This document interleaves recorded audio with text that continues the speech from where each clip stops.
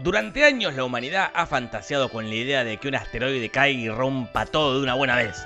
Como todavía eso no pasó, los yankees hacen películas para cumplirnos ese sueño, aunque siempre ellos terminan salvando todo. Por eso hoy, entre los resumos y demás, 3 películas de cine catástrofe. Empiezo. Armagedón. Un día, un asteroide cayó en la Tierra e hizo mierda todo. 65 millones de años después, otro asteroide parecido viene de nuevo para hacer mierda todo de nuevo. Y el mundo entra en caos. La NASA se junta a deliberar qué hacer. ¡Tirémosle una bomba!, dice uno. No, es una locura, le contesta otro. Mejor hagámosle un agujero y metámosle una bomba dentro. Sí, esa idea suena muy lógica, hagamos eso. Así que, literalmente, con la segunda idea que tiran, arman un plan para salvar el mundo. Y los salvadores son las personas menos capacitadas para la misión. Si su grupo son unos tipos que trabajan haciendo agujeros en la Tierra y son los mejores haciendo agujeros en la Tierra, si es que eso puede ser posible. ¿Cómo determinás quién es mejor haciendo agujeros en la Tierra? No sé, pero ellos son los mejores. Cierto.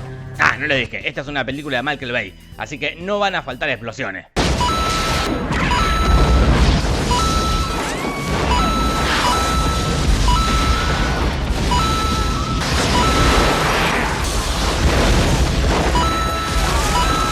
De hecho, explota hasta el título.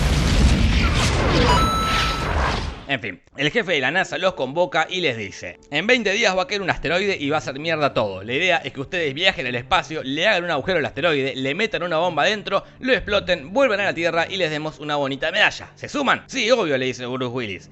Y así, en unas pocas escenas de entrenamiento, están listos para viajar al espacio. Pero antes, varias escenas mostrando conflictos internos de los personajes que a nadie le importa porque casi todos actúan mal. El drama de la hija de Steven Tyler, que tiene miedo que su novio Ben Affleck se muera. Do you think it's possible that anyone else in the world is doing this very same thing at this very same moment? I hope so.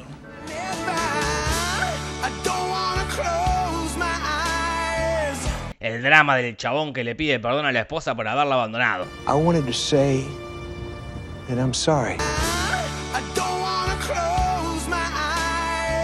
El otro drama de la hija de Steven Tyler que tiene miedo de perder a su padre Bruce Willis. Promise me that you'll come back. I promise, Grace. Y el drama del señor de la NASA que su sueño era ir al espacio y nunca pudo. Tell you I'd be on that shuttle with you, Harry, if I could. Oh, qué larga que es esta película, por favor. Si quieren ver un resumen más resumido, en mi Instagram lo hice en 1 minuto. Seguime en Instagram, que tengo Instagram. En fin, sigo. Ahora sí, al espacio. Pero antes, más explosiones.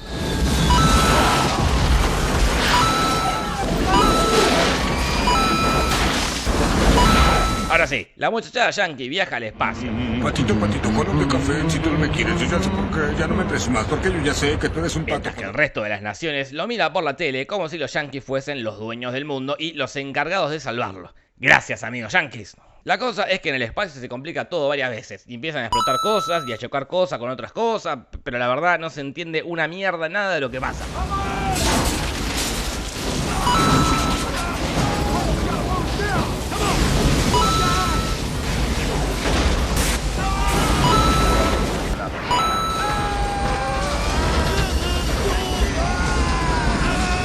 ¡Con un demonio! ¿Qué está pasando? ¡No se ve nada! ¡Oigan! ¿Qué es lo que está pasando?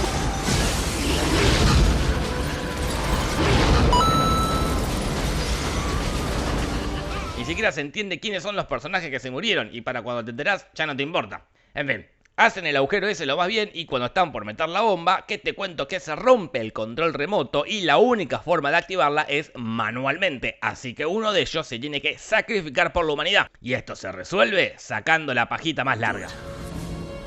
A ver, pará todo. Chocaron como 5 veces, la nave se hizo mierda, a ellos los revolearon de acá para allá. ¿De dónde sacaron esas pajitas? ¿Las tenían en el bolsillo del traje? ¿Ese es el método que usa la NASA para tomar decisiones? En fin, esas son preguntas que jamás obtendrán respuesta, ¿está claro? Ok, polilla. Finalmente la pajita más larga la saca Ben Affleck, pero Bruce Willis toma su lugar y, cual Goku peleando contra Cell, se sacrifica para salvar a la humanidad. Yippee-ki-yay, motherfucker. Ahora quiero que se pongan una mano en el corazón y con la otra contesten en los comentarios esta pregunta. ¿Ustedes harían lo mismo que Bruce Willis? ¿Se sacrificarían por la humanidad o dirían ya fue todo? Y así están todos felices y todos contentos, aunque en varias ciudades cayeron pedazos de meteorito y murió mucha gente. Y en otras ciudades se descontroló todo porque creían que se iban a morir, pero ¿a quién le importa eso? Los yankees están bien.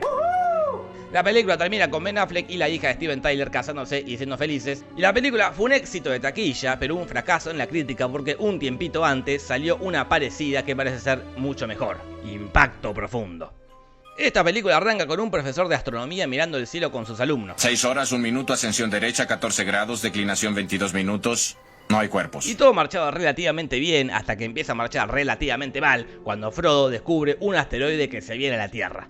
Entonces el presidente Morgan Freeman sale a hablar en cadena nacional y dice: un meteorito se viene a la Tierra y va a romper todo. Básicamente va a pasar esto. ¡Ay, por Dios, no! Pero tranca palanca, porque somos yankees y tenemos todo solucionado. Un grupo de expertos astronautas viajará al espacio, le va a hacer un agujero al meteorito y le va a meter una bomba y lo va a flotar. Entonces una periodista pregunta: ¿y por qué no mandan unos perforadores profesionales?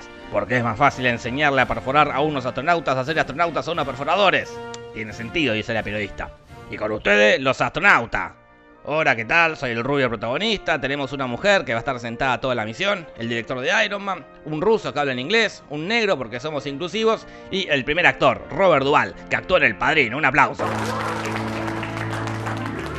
Así los muchachines viajan al espacio y como esta película tiene muchísimo menos presupuesto que la anterior, no vamos a ver mucho de la misión, pero sí vamos a ver a otros personajes viendo la misión en silencio.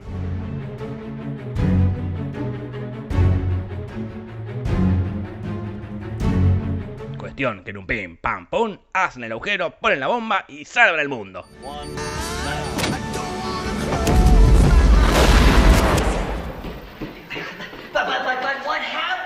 I don't know. Salió todo como la mismísima mierda misma, porque lejos de explotar el meteorito, lo partieron al medio e hicieron dos.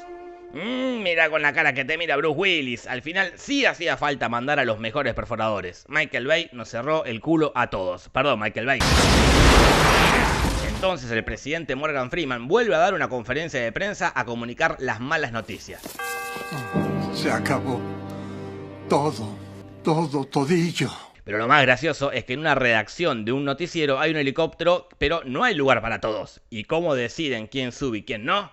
Con el sistema de la pajita más larga. Estas películas nos enseñan que en Estados Unidos todas las decisiones importantes las toman así.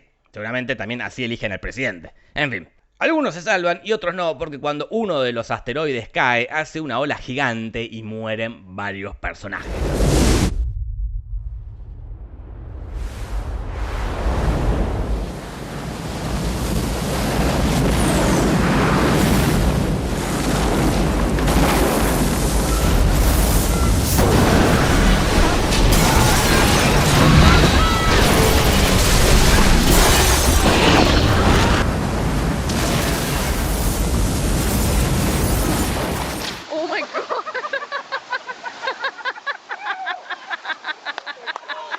Los que se salvaron de ese asteroide se van a morir igual porque el otro es más grande y va a hacer mierda todo mal. Y el presidente Morgan Freeman está re triste porque no sigo el consejo de las chicas. Nunca hay que perder la fe. En la nave de los astronautas queda una bomba para destruir el coso ese. La cagada es que para destruirlo ellos tienen que sacrificarse. Y se sacrifican y así salvan a la humanidad. Y acá les vuelvo a dar una oportunidad para que editen su respuesta y sean sinceros. ¿Ustedes se sacrificarían por la humanidad o dirían que se mueran todos, qué sé yo? El mundo se salva y viven felices para siempre, menos los familiares de los que se murieron, ¿no? O los que se quedaron sin casa, bueno. Pero no solamente por meteoritos se puede ir toda la mierda. También puede haber un cambio climático que rompa todo como en la tercera y última película, El día después de mañana. Esta historia empieza con unos chabones que están agujereando el piso cuando de repente... Sí, se rompe todo el pedazo del polo ese. Mira cómo te mira Bruce Willis de nuevo. Al final sí era útil ser un experto en perforaciones. Michael Bay, te pido disculpas de nuevo. Entonces, como se rompió el coso ese, empieza un cambio climático zarpado. O el cambio climático zarpado empezó antes y por eso se rompió el coso ese. No entendí y tampoco me importa. Cuestión que este hombre, Jack, experto en el clima, se junta con el gobierno y les dice: se va a ir todo a la mierda. ¿Cuándo?, pregunta el presidente. El día después de mañana. O sea, pasado mañana. Y efectivamente, el día después de mañana se va toda la mierda. Empieza a caer granizo zarpado, mucha lluvia, inundaciones, tornado y lobos salvajes. Sí, lobos. Nada que ver, pero bueno, es su película y hacen lo que quieren. ¿O no, linda Blair? Sure. La cosa empeora y por varios motivos. Primero porque se levanta una ola zarpada e inunda todo Nueva York. Y esto es igual que la película anterior, así que no voy a poner las mismas escenas. Bueno, una sola. Oh my god. Segundo porque hay un agujero en no sé dónde y eso hace que se congele todo al toque.